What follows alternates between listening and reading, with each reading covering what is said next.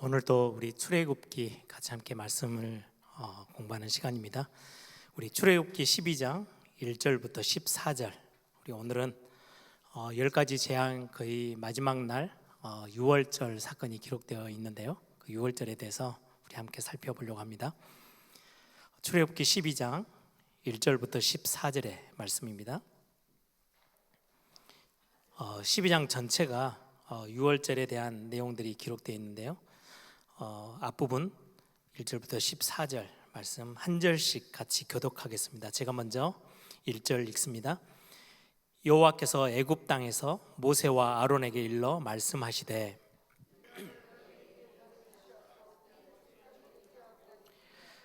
너희는 이스라엘 온 회중에게 말하여 이르라. 이달 열흘에 너희 각자가 어린 양을 취할지니 각 가족대로 그 식구를 위하여 어린 양을 취하되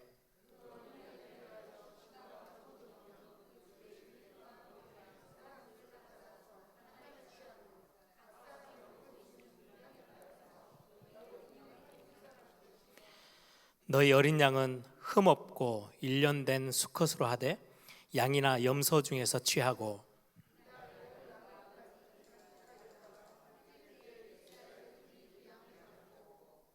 그 피를 양을 먹을 집 좌우 문설주와 임방에 바르고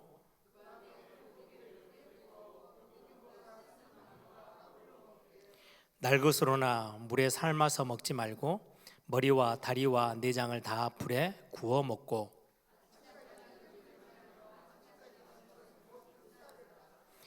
너희는 그것을 이렇게 먹을지니 허리에 띠를 띠고 발에 신을 신고 손에 지팡이를 잡고 급히 먹으라. 이것이 여호와의 유월절이니라.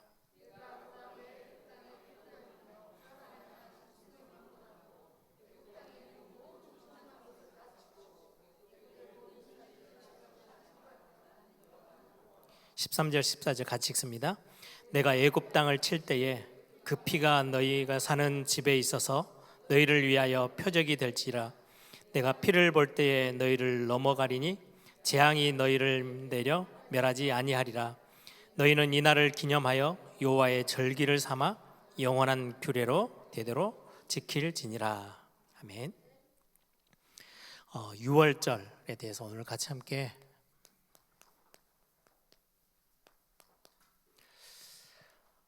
신학교에서 공부하듯이 아주 깊이 공부를 하지 않아도 오늘 성경에 있는 내용들만 간단하게 조금 정리하고 여러분들의 마음에 좀 이렇게 간직하셨으면 좋겠습니다. 제가 6월절 이 본문을 보면 옛날 제 대학생 때 시절이 꽤 오랜 시간이 지났는데 참 제 대학 시절에 하나님이 제게 주셨던 많은 은혜들이 제게는 굉장히 컸어요. 제 인생을 전체를 바꿀 만큼 큰 하나님의 은혜가 있었던 기간들이었는데요. 이제 대학을 딱 들어갔더니 그때가 한참 막바지죠. 운동권 학생들이 학교에서 거의 분위기를 굉장히 강하게 영향력을 주고 있었던. 그래서 학교 입학할 때 학교를 들어갔더니 다 찢어진 스피커를 학교 교문 앞에랑 중간에다 놓고 막 데모하는 구호를 외치고 있는 학생들을 봤어요. 그리고는 이제 저희들은 이제 그 과가 여러 개 있는데 우리는 그 중에 이제 신학과에 들어갔으니까요. 신학 학생들끼리 우리가 모여서 야, 이 학교가 어떻게 한번 영적인 분위기를 바꾸자. 아니 이 학교에 예수 믿는 사람이 있고 특히 앞으로 목회자가 될 신학생들이 있는 학교인데 학교 분위기가 왜 이러냐. 이게 저희들에게 굉장히 영적인 자존심을 건드리는. 그래서 우리가 학교를 한번 바꾸고 뒤집자. 복음의 능력으로 진짜 하나님의 살아계심을 보여주자. 이렇게 하면서 그런 어떤 분위기가 더 이렇게 복음 운동하려는 학생들이 이렇게 뭉칠 수 있는 기회가 된 것 같아요. 그래서 이미 총 학생의 그 그룹은 전부 다 운동권이 다 장악하고 있었어요. 그러다 보니까 학교에서 무슨 축제를 하면 전부 다 세상적으로 세상 가요 부르고 춤추고 놀고 이런 분위기예요. 그럼 한편에서는 이제 조금 용기 낸 신학생들 몇 명이 술 팔고 이런 데 가면 다 들이고 없고 몽둥이 들고 와서 다 깨고 그럼 또 싸움 붙고 그런 분위기예요. 그래서 저희들이 야, 그러면 제일 좋은 게 학교에 축제를 하면 축제를 결정하는 거는 총학생회 그 그룹이 하는 건데, 그러면 우리가 선거운동을 어떻게든지 펼쳐서라도 믿는 사람들을 자극하고 이렇게 해서 동원해서 총학생회 회장을 우리 기독교인으로 뽑자. 학교는 기독교 대학이라고 표방을 하고 있는데 운동권 학생들이 거의 영향력을 강하게 적용하고 있어서, 그래가지고 저희들이 실제로 막 여기저기서 저희 이제 믿는 몇몇 그 그룹이, 제가 속해 있는 그 그룹이 힘을 써서 총학생 회장을 이렇게 후보를 올리고 계약처럼 약속을 한 거예요. 너가 총학생 회장이 되면 학교 축제 중에 정야제를 우리한테 주라. 우리는 찬양 집회 할 거다. 그래서 학교 영적인 분위기를 좀 바꿀 거다. 그 약속을 확답을 받고 저희들이 선거운동을 해가지고 총학생 회장으로 당선을 시켰어요. 그리고는 이제 축제 중에 전야제는 뭐 총학생회 너희들이 알아서 할 거 다 하고, 우리는 정야제 때 마지막 축제 마지막 때 찬양 집회를 할 거다. 그래서 저희들이 갖고 왔죠. 그거 가지고 와서 이제 저희들끼리 회의하면서 주제를 뭘로 할까 하다가 저희들이 어린 양 찬양, 그렇게 주제를 정하고 6월절을 재현하자. 진짜 학교의 영적인 분위기를 완전히 뒤집을 수 있는 거는 복음의 능력밖에 없다. 그러면 학교 전체에 6월절이 무언지를 알리고 우리가 영적으로 선포하자. 그렇게 해서 저들이 이제 학교 축제를 준비한 거예요. 그때 제가 거의 일주일간을 학교 총장 허락서를 받아가지고 학교 수업을 전부 다 빼먹고 저희 한 두세 명이 저하고 같이 함께 제 친구들하고 학교의 운동장에다 무대를 만들었어요. 그래서 야외 저녁에 이제 축제 때 캠프파이어도 하고 찬양 집회를 하자. 그래서 저희들이 이제 준비한 게 학교 전체, 학교가 완전히 산 꼭대기에 있거든요. 산 이제 올라가서 운동장으로 가는 게 정문에서부터 학교 운동장까지 들어가는 그 길목을 전체 다 저희들이 이렇게 세팅을 했어요. 10가지 재앙을 표현하는 아이들 다 뽑아가지고, 어떤 애는 이재앙, 그럼 위에 이제 이재앙이라고 이렇게 뭔가 그림들을 붙여놓고 하루 종일 그 축제 때 아침부터 저녁까지 계속 이가 몸에 이렇게 오면 막 긁는 표현하고 막 연기하고, 또 흑암은 뭐 눈에 뭐 시커멓게 칠해가지고 막 안 보인다고 막 소리치고 막 그런 걸로 이제 10가지 재앙들을 쭉 표현하고, 그 위에다는 6월절의 유래. 그래서 그때는 뭐 대학 때 다 대자보 붙이고 막 이렇게 했잖아요. 한 거의 10장 가까이의 6월절의 영적인 의미부터 쫙 써가지고 다 붙여놓고 학생들이 그거 읽도록. 그리고는 그 6월절 하려면은 양고기를 팔자. 그래 돼서 저 부산에 가까운 밀양 저 산에 양을 키우는 데가 있다 그래가지고 제가 직접 한 명과 같이 함께, 선배 한 명하고 같이 양을 잡으러 갔어요. 그때 돈으로 한 30만 원 주니까 양 한 마리를 잡더라고요. 직접 칼로 이렇게 목을 찔러서 피를 뽑고 가죽을 벗겨가지고 양고기를 이렇게 저희 눈앞에서 이렇게 잡아서 주는 거를 저희들이 들고 와서, 이제 축제하는 날은 밑에 이제 불판을 피워놓고 거기서 양 고기를 꼬지로 굽고 위에다는, 옆에 뒤에다는 이제 양 가죽을 걸어놨어요. 진짜 양이라는 거를. 그래서 이 어린 양은 그 또 옆에다가 글을 딱 다 써서 어린 양의 의미 뭐 이런 거, 복음에 대한 어떤 설명들을 또 다 해놓고, 축제니까 그것도 양고기 꼬지 구운 거를 학생들이 이제 돈 주고 또 사 먹기도 하고, 그리고는 이제 피날레는 운동장에서 이제 찬양 집회를 하는데, 대학 축제니까 남자 혼자 온다든지 여학생 혼자는 못 들어가요. 남자 여자 짝을 지어서 커플이 돼야 거기 이제 운동장을 들어갈 수 있게 했어요. 근데 또 하나 조건이 나무로 문을 만들었어요. 그리고 옆에 큰 통에다가 빨간 물감으로 이렇게 만들어 놓고 빗자루 이렇게 잘라가지고요, 우술초처럼 만들어서 그거를 문설주에다가 바르고 들어가야 운동장 안으로 들어가는 거예요. 찬양 집회 안으로. 그럼 학생들이 오면서 커플로 이렇게 짝을 지어서 오면서 직접 그 빗자루로 빨간 물감 칠해서 문설주에다가 피처럼 바르고 안에 들어가요. 그럼 찬양 집회 처음부터 끝까지 모든 집회 찬양의 내용이 전부 다 어린 양에 대한, 복음에 대한, 보혈의 능력에 대한 찬양들로 거의 한 2시간, 3시간을 저녁 밤늦게까지 찬양 집회했던 그 기억이 납니다. 그 뒤로 학교 분위기를 완전히 바꿨어요. 거의 운동공원 학생들은 아무 소리도 못 낼 만큼, 우리 팀들이 딱 뭐 행사가 있어서 딱 하면 자기들이 막 소리치다가도 다 도망가요. 그 정도로 학교에 굉장한 영향력을 주면서 영적 분위기를 바꿨던 그 기억이 났었습니다. 유월절이라는 굉장히 중요한 사건이 오늘 출애굽기에 기록되어져 있는데요. 오늘 간단하게 좀 같이 보려고 합니다. 오늘 보시면 13절에 내가 애굽 땅을 칠 때에 그 피가 너희가 사는 집에 있어서 너희를 위하여 표적이 될지라. 내가 피를 볼 때 문설주에 발라놓은 어린 양의 피를 볼 때 너희를 넘어가리니, 넘어간다는 말이 유월, 패스오버 한다는 거죠. 그래서 그 절기의 이름을 유월절이라고 지금 붙여놓은 겁니다. 너희를 넘어갈지니 재앙이 너희에게 내려 멸하지 아니하리라. 재앙이 넘어가는 거예요. 그 집에 재앙이 들이닥치지 못하는 어린 양의 피, 그 어떤 사건이 유월절인데요. 가장 먼저 조금 이렇게 살펴봐야 될 부분입니다. 하나님의 시간표.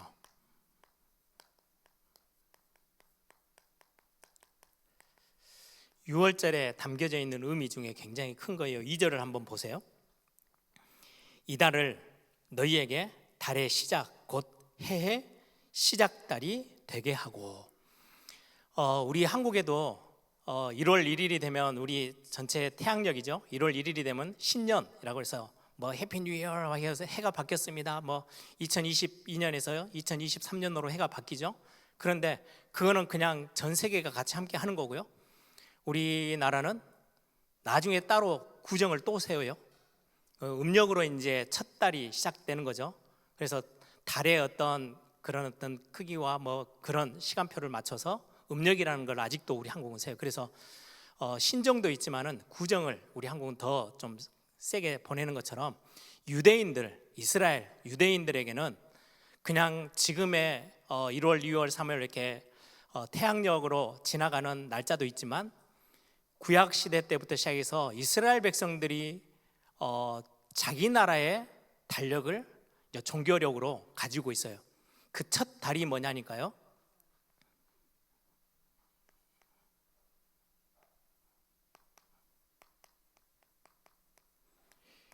첫 번째 달 이름이 아빕월이에요. 아빕이라는 단어는 봄이라는 뜻이 있어요. 그러면 봄이면 우리 지금 우리가 세는 달력으로 보면 3월에서 4월이 봄이잖아요. 아빕이라는 단어는 봄이에요. 아주 어린 이삭이 이제 나오기 시작하는 그때 봄을 상징하는데요. 그래서 아비볼은 지금의 우리 달력으로 따지면 3월에서 4월이에요. 3월에서 4월이 아비볼. 그래서 이 달을 하나님이 오늘 유월절을 설명하면서요, 이 달을 오늘 유월절이 일어나는 그 유월절을 자기들이 따지면은요 한 해의 시작달이에요. 우리 달력으로 보면 1월 달인 것처럼 아비볼은 이스라엘 백성들, 유다 사람들이 유대인들이 지키는 첫 번째 달, 한 해의 시작의 달. 그래서 시작을 아비볼로 시작해요. 이 아빕월이라는 단어를 나중에 바벨론의 포로를 갔다가 포로에서 귀환해 오면서는 단어가 바뀌어요.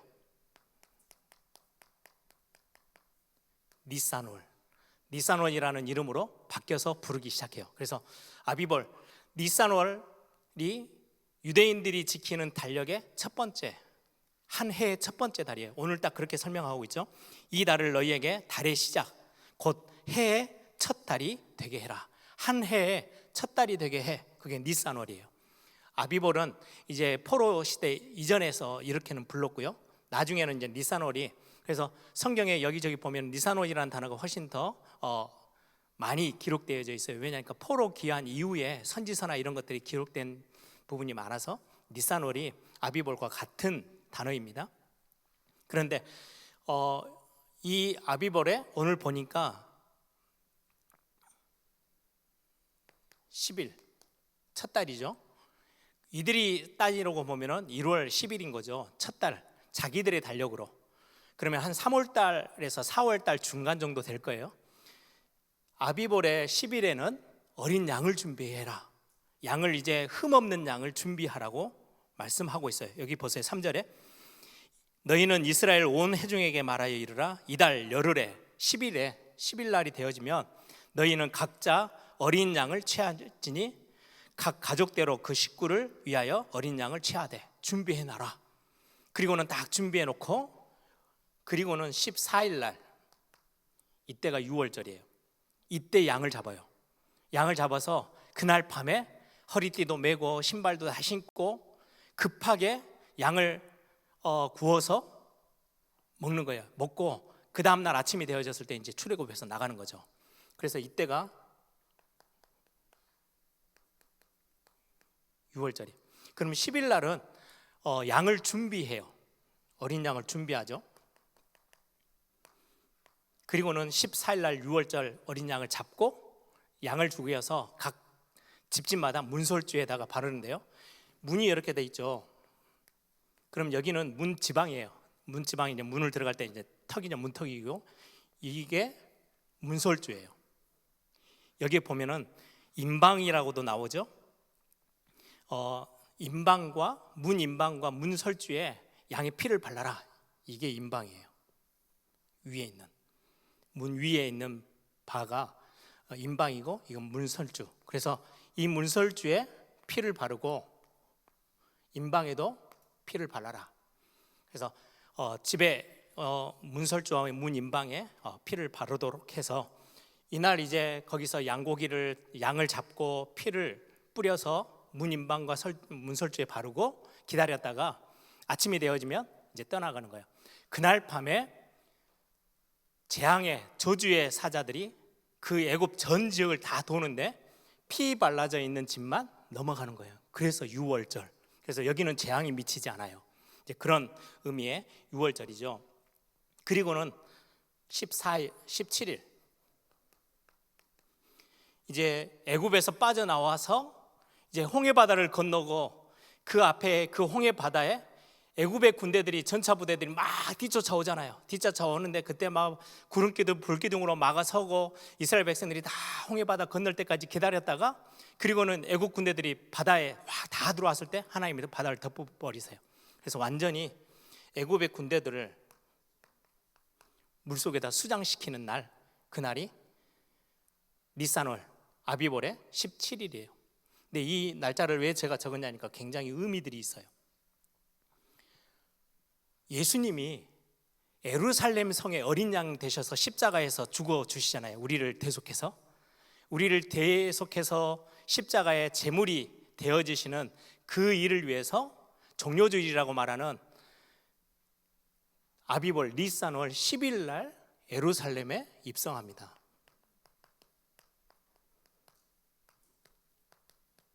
이때가 10일이에요. 니산월 10일. 예수님이 이 날짜에 굉장히 의미를 두고 이날 예루살렘에 이제 십자가 지시기 위해서 예루살렘으로 들어가서 어린 양으로서 준비하는 시간이에요. 그리고는 4일이 지난 금요일 날 십자가에서 죽으세요.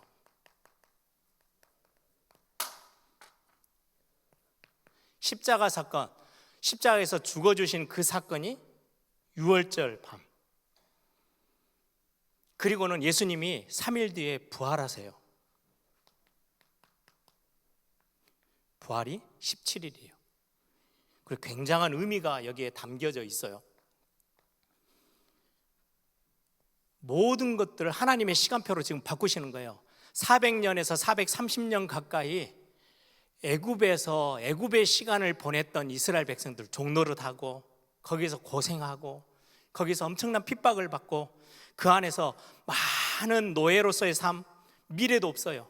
소망도 없어요. 그런 삶을 살던 이스라엘 백성들이 400년이나 그렇게 살았는데 거기에서 완전히 모든 것들을 다 끝을 내고 빠져나온 날이 14일이에요. 이 날을 한 해의 첫 달로 삼아라. 모든 것의 시작으로 삼아라 라고 말씀하고 계세요. 그게 십자가의 사건은 우리가 세상에서 이렇게 저렇게 많은 소망도 없이 미래도 없이 고통당하고 아픔 속에서 이런저런 과거의 상처 속에 노예살이 했으니까 종노릇 했으니까 얼마나 많은 상처를 안고 살 거예요. 그런데 앞에 미래가 그러면 소망이 있으면 힘이라도 내죠. 소망도 없어요. 미래도 없는 삶을 400년 넘게 계속 살고 있는 거예요. 그들 앞에 6월절은 굉장한 새롭게 시작하는 하나님의 시간표. 애굽의 시간표에서 하나님이 하나님의 시간표로 바꾸시는 굉장히 중요한 첫날이 아비벌이었고, 니산월 아비벌이었고, 그게 유월절 그 사건이에요. 이 첫 달 유월절 때 십자가가 일어나서 십자가 사건이 벌어진 날이고, 그 십자가 사건으로 인해서 우리는 세상의 모든 과거의 죄된 삶을 완전히 정리하고 새로 시작하는 거예요. 구원받은 하나님의 자녀로서 과거에 미래도 없고 소망도 없었던 삶을 다 청산하고 뒤로 하고 우리는 새로운 하나님의 시간표로 시작되어지는 거, 그걸 보고 구원이라고 그래요. 내일 모레 이제 세례식을 하죠. 우리 이제 새로 믿는 분들이 세례를 해요. 딱 이날이에요. 세례 받는 날, 우리는 과거를 청산하고 구원받은 하나님의 자녀로서 교회 공동체에서 내 인생을 새로 시작한다라는 의미가, 굉장히 중요한 의미가 여기 안에 들어있어요.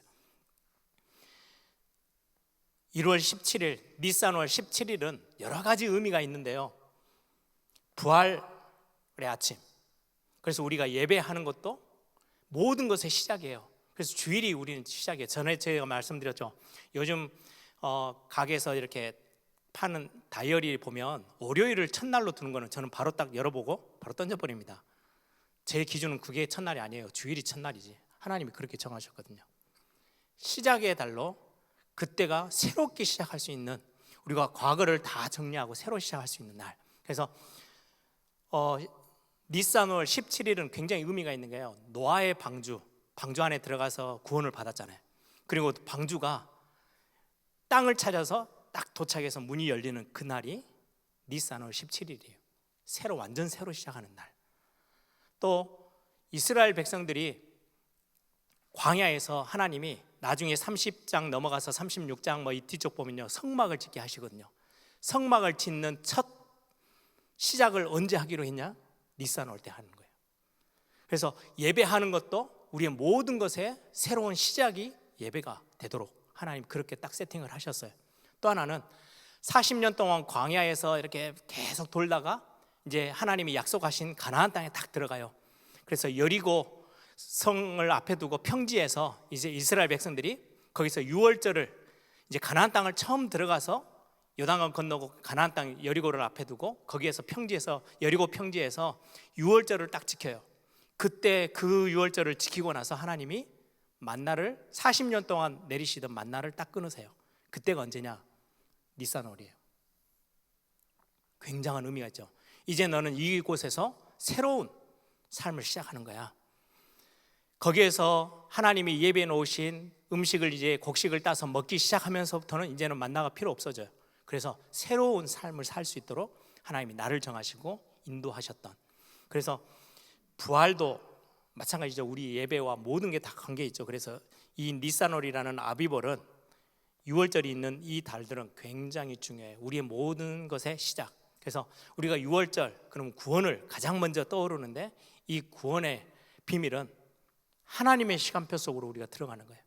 애굽의 시간표를 이제는 끝을 내고 하나님의 시간표로 다시 새로 시작하는 게 6월절인 것처럼, 우리가 구원을 받았다, 하나님의 자녀가 됐다, 교회에서 세례를 받는다, 우리가 주일 예배한다, 모든 것의 새로운 시작은 하나님의 시간표 속으로 들어가는 거예요.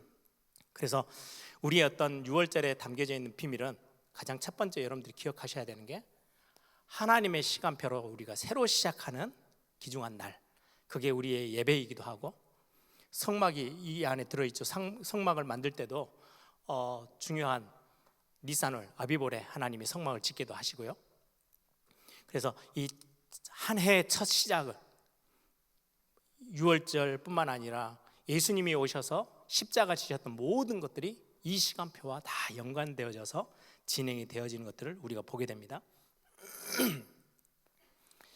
그리고는 오늘 3절에 보시면, 너희는 이스라엘 온 회중에게 말하여 이르라. 여기에 보면 온 회중, 이 단어가 구약 성경 처음부터 시작해서 처음 나오는 단어예요. 처음 나오는 단어인데 그 뒤로 출애굽기 안에도요, 이 온 회중이라는 원어의 이 단어가 100번이 넘게 계속해서 이제 그때부터는 이때 지금 오늘 3절에 시작해서 그 뒤로는 계속해서 나오는 단어로 온 회중이라는 단어를 성경은 지금 시작해서 쓰고 있어요. 이 의미는 온 회중은 이제까지는 그냥 개별이었다면 이제는 언약 공동체, 예배 공동체, 이게 뭐예요? 이게 바로 교회예요. 교회로서의 이제는 영적인 의미를 담고 이스라엘 백성이 이제 함께 한 배에 타서 움직이는 굉장히 중요한 단어로 온 회중이라는 단어를 여기서부터 쓰기 시작해요. 그래서 우리가 계속 사무엘상 공부할 때도 그랬고 이제 사무엘 하도 계속해서 우리 나눌 때도요, 구약 교회, 광야 교회라고 쓸 때 그 교회라는 의미가 이 회중, 온 회중 이스라엘 백성들을 이제 하나의 공동체로 보기 시작해요. 성경의 모든 단어들이 이제 하나님이 이스라엘 백성들을 애굽에 있을 때가 아니고 이제 구원받아서 끌어내고 유월절이 딱 통과되어지고 나서부터는 하나님이 그들을 하나의 단위로, 공동체로, 언약을 가지고 있는 공동체, 예배하는 공동체. 그래서 이 공동체를 광야로 끌어내자마자 제일 먼저 하게 하신 게 성막을 만들게 하셨어요. 예배하는 공동체로. 그걸 보고 우리는 교회라고 합니다. 그래서 이제 출애굽기에 구체적으로 이제 뒤에 나오는 모든 온 회중 뭐 이런 단어들은 교회를 상징하고 있다라고 여러분들이 이해하시면 되고요. 이 교회를 상징하는 내용에 굉장히 중요한 의미가 있어요. 오늘 3절 계속해서 읽어볼게요. 너희는 이스라엘 온 회중에게 말하여 이르라. 이달 열흘에 너희 각자가 어린 양을 취할지니 각 가족대로 그 식구를 위하여 어린 양을 취하되. 지금은 성막도 없고 제단도 없어요. 가족 단위로 하나님이 가장 먼저 불러서 어린 양을 한 마리씩 취하래요. 그리고 그 뒤에 보면은 그 어린 양에 대하여 식구가 너무 적으면 그 집의 이웃과 함께 사람 수를 따라서 하나를 취하며 사람이 먹을 수 있는 분량에 따라서 너희 어린 양을 계산할 것이다. 무슨 말씀이냐면요, 쉽게 표현하면 어린 양이요, 좀 작은 어린 양, 큰 양이 아니고 작은 어린 양을 이제 유월절 때 잡죠. 잡으면 양을 잡아서 이제 그거를 다 각을 뜨고 창자를 이건 다 불사를 걸 불사르고 이제 그 양 고기를 같이 함께 먹는데 한 마리를 가지고 몇 명이나 모여야 한 마리를 먹을 수 있을까요? 가족대로라고 했을 때 한 가족이 양 한 마리를 잡아요. 그때 당시 한 가족이라고 했을 때 그 단위가 8명에서 한 10명, 보통 10명 정도, 많으면 12명. 이제 한 가족 할머니, 할아버지, 뭐 그 밑에 있는 자녀들, 그리고 그 밑에 이제 손주들 이렇게 다 치면 거의 한 10명에서 10명 왔다 갔다 하는 거죠. 그러면 양 한 마리를 잡으면 딱 먹을 수 있는 숫자예요. 그런데 이제 가정을 이뤘는데 얼마 안 돼요. 그래서 한 2-3명밖에 안 돼. 4명이야. 그러면은 4명이서 양 한 마리를 어떻게 다 먹어요? 그러면 비슷하게 숫자가 적어서 양 한 마리를 잡을 수가 없는 옆에 있는 집들을 같이 함께 손잡고 양 한 마리를 숫자를 채우라는 거예요. 그래서 10명이든 12명이든 팀을 만들어서 거기에 이제 맞게끔 양 한 마리를 잡고 양을 같이 그 다음 날 아침까지 남기지 말고 다 먹어야 되니까 그 숫자를 채워서 양을 잡아라. 이제 그 이야기를 하시는 거죠. 거기에는 굉장히 중요해요. 교회의 시작은, 그래서 교회가 다른 우리가 뭐 부활절도 있고 다 있죠. 지키는데 우리가 가정의 달 해서 특별하게 5월달은 가정의 메시지를 하는 이유도 교회의 가장 작은 단위는 개인도 있지만 하나의 시스템으로는 가정이에요. 가족 단위로 하나님이 공동체 안으로 부르셨어요. 굉장히 중요해요. 그리고 앞에 부분에 보시면 3월 4월이죠. 이때가 부활, 예수님의 부활과도 관계된 달이잖아요. 그래서 부활주일이요, 항상 3월에서 4월달 왔다 갔다 해요. 그러니까 유대인들의 달력에는 봄에 첫 달이 봄이니까 아비벌, 니산월에 14일 그리고 17일 이게 고난주간 성금요일이 있고 여기는 부활절이 있는 이 날이다 보니까 이게 달력에 따라서 이렇게 음력처럼 왔다 갔다 하다 보니까 어떨 때는 4월 중순 정도, 좀 빠르면 3월 말. 그래서 3월 4월 우리의 달력으로는 이 안에 고난주간과 부활주일이 왔다 갔다 하죠. 이렇게 가정 중심으로 하나님이 엮으셨는데, 저는 이 본문을 읽으면서 조금 많은 이렇게 이미지가 떠올라서 예전에도 제가 설교 때 잠깐 드렸는데, 대표성의 원리가 성경에는 참 많이 나와요. 아담은 첫째 아담, 예수님은 둘째 아담, 대표성의 원리죠. 그래서 어린 양을 대신해서 예수님이 십자가에서 죽어주셔서 우리 모든 인류의 죄를 다 사하시는 거, 대표성의 원리예요. 굉장히 중요해요. 그러면 그 원리를 그대로 적용해서 그 많은 양을 다 잡을 필요 없이, 그때 200만 명에서 300만 명 된대요. 그럼 가족 수로는 어떻게 될까요? 적어도 10만 명, 20만 마리에 10만 마리, 20만 마리의 양들이 하루 저녁에 다 죽어가는 거예요. 여기저기서 전부 다 목을 찔러서 피를 다 뽑을 거고, 막 여기저기서 양 고기를 삶지도 말고 태워서 구워서 먹으라 그러니까요. 구우면, 여러분들 요즘은 양고기 파는 집들이 많이 있더라고요. 여러분들 지나가 보세요. 엄청 다른 고기들보다 훨씬 고기 그 향이요 진해요. 그게 한 10만 마리를 동시에 고센 땅에서 양을 잡았다. 어마어마한 현장의 그림이 생기겠죠. 왜 꼭 그렇게 하셨을까요? 그냥 모세가 저 언덕 위에 높은 곳에 올라가서 모든 백성들이 다 보이는 데서 양을 잡으면 돼요. 대표성의 원리로. 근데 그렇게 하나님이 하시지 않았어요. 집집에서 각 집집마다 다 모여가지고 양 잡는 걸 다 봐요. 그 피 뚝뚝뚝 흐르는 거. 제가 그 대학교 때 산에 올라가서 양을 잡는데, 그 아저씨가 이렇게 양 잡는다 돈을 주니까요, 가더니 소주 한 병을 이렇게 갖고 오시더니 그냥 그 자리에서 소주 한 병을 그냥 꿀꿀꿀 다 드시더라고요. 그러더니 왜요? 맨정신에는 동물 잡기가 힘드셨는가 그런가 봐요. 그러더니 이제 날카로운 칼을 가지고 오더니 양 목이 있는 데를 탁 칼로 찌르니까 그냥 양이 그냥 아무 소리도 안 내고 그냥 싹싹 흐르면서 이제 숨이 끊어져 가요. 그러니까 이제 다리를 매달고 거꾸로 딱 잡고 있으니까 피를 다 빼더라고요. 그러다 받아서 피를 다 쏟고 나서, 그러면 이제 하나하나 해가지고 가죽을 벗기는 걸 그 자리에서 이제 제 대학생 때 봤는데, 그렇게 양을 잡아서 피를 흘리고 그 피를 문손주에 바르고 임방에 바르는 거를 어린아이로부터 시작해서 어른까지 직접 다 저 멀리서 구경한 게 아니고요, 직접 다 보도록 가족대로. 그게 유월절에 굉장히 하나님이 주신 은혜 중에 은혜, 구원의 축복을 저 멀리서 그냥 누군가가 목사님이 설명하는 거를 듣고 그냥 대충 그럴 것 같네 라고가 아니고, 구원은 나와 직접적으로 관계된 거예요. 내가 직접 확인하고 내가 직접 보고 체험하는. 그래서 굉장히 중요한 이 가족대로라고 했을 때도 여기에 많은 영적인 의미가 담겨져 있죠. 여기에 마지막 유월절이라고 했을 때 몇 개 단어들이 있어요. 어린 양, 여기는 대속의 의미예요. 예수님께서 하나님 되신 예수님이 이 땅에 오셔서 나를 대신해서 죽어주신 거예요. 대속, 대신해서 죽어주시고 모든 죄를 사하셨어요. 어린 양은 여기에 대한 의미가 있어요. 여러분들 조금 착각하면 유월절은 어린 양이 대표인데, 양을 잡을 수 없는 가족은 여기도 보니까요, 염소 중에도 치해라. 염소도 잡아요. 나중에 조금 뒷부분에 가시면 큰 소도 잡을 때도 있어요.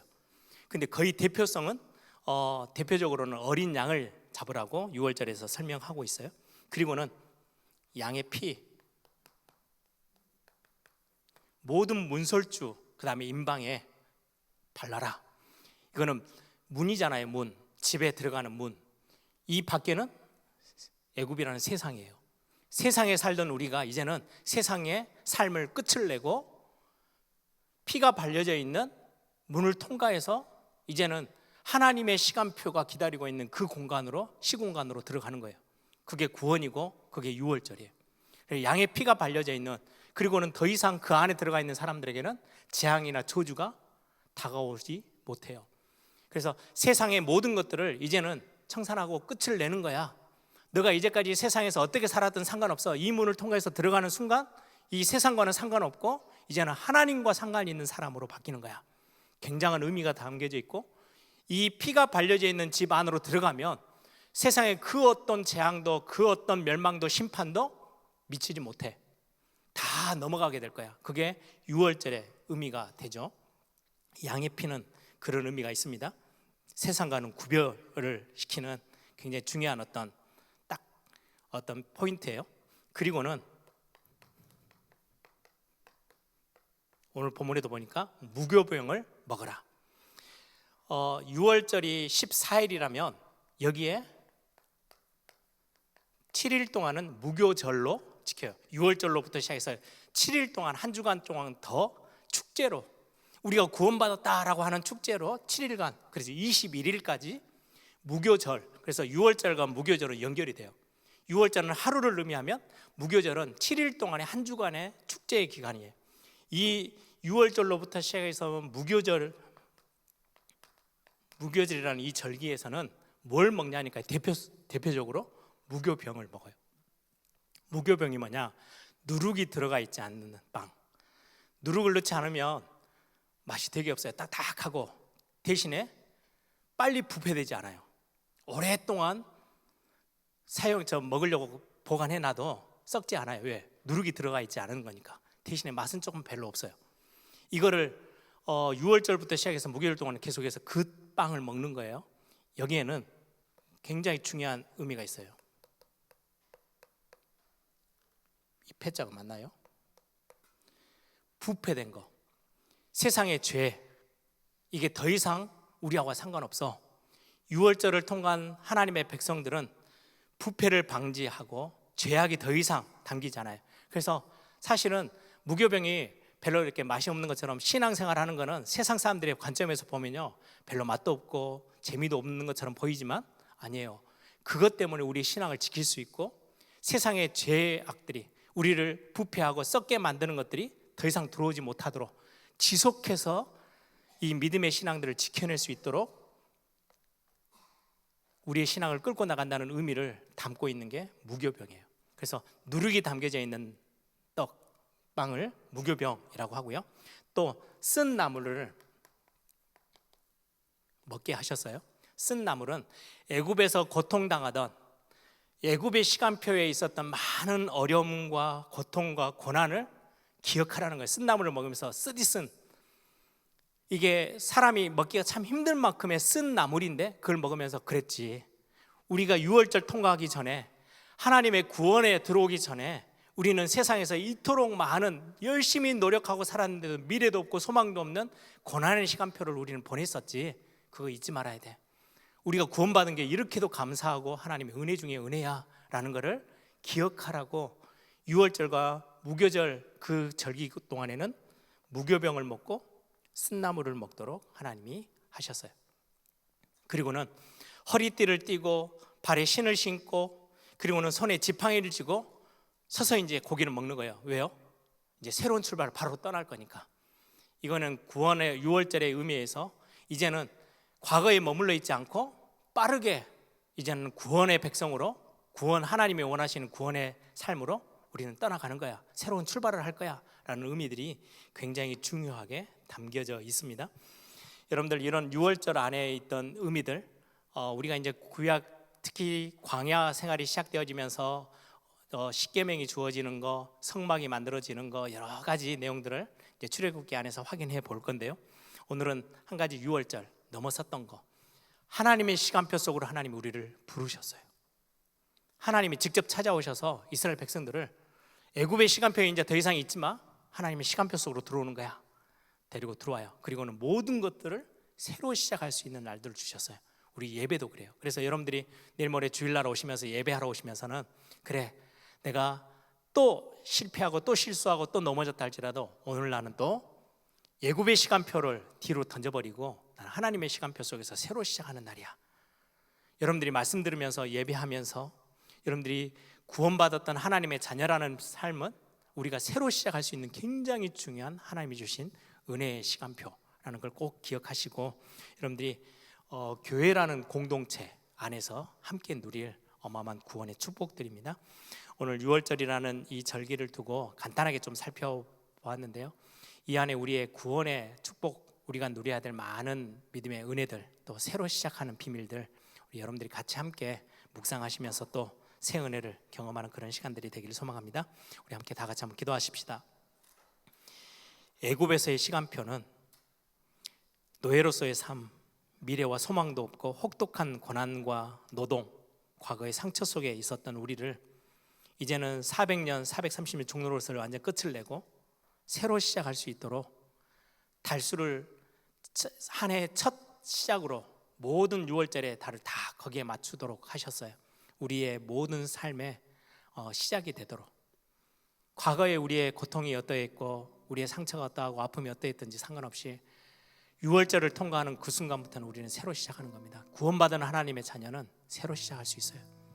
그런데 저와 여러분의 이런 비밀들을 가지고 우리가 망설임 없이 교회 안에서 이 구원의 축복들을 함께 누리면서 서로 격려하면서 가족, 개인, 가정들이 살아나고 개인들이 살아나서 하나님의 최고의 은혜를 경험할 수 있는 그런 축복의 우리 교회가 되어지고 또 우리 개인 구원의 삶이 되어지도록 우리 한번 다 같이 한번 통성을 함께 기도하겠습니다.